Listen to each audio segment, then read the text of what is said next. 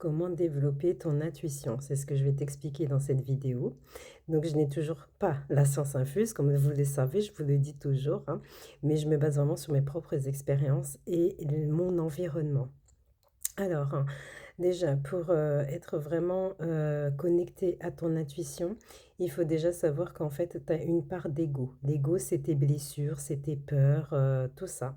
Tu as ce côté-là et puis tu as de l'autre côté ton intuition. Il faut savoir que l'ego est là pour te protéger, voilà. C'est pour ça que certaines personnes ont du mal à passer à l'action. Moi, j'étais comme ça au départ. Et en fait, quand tu as l'ego qui prend le dessus sur ton intuition, ben, tu n'arrives plus à savoir et la plupart du temps, tu te trompes, tu penses que c'était un message de ton intuition, or c'est ton ego qui a parlé.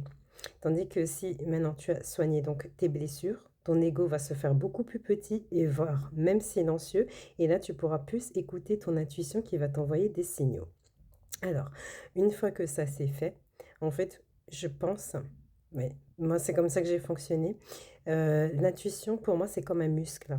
En fait, tu peux pas te mettre à travailler une fois, un jour sur une semaine, hein. Non, c'est quelque chose qu'il faut exercer tous les jours. Tu vois, comme par exemple les sportifs de haut niveau, en fait, ils s'entraînent tous les jours et pendant plusieurs heures.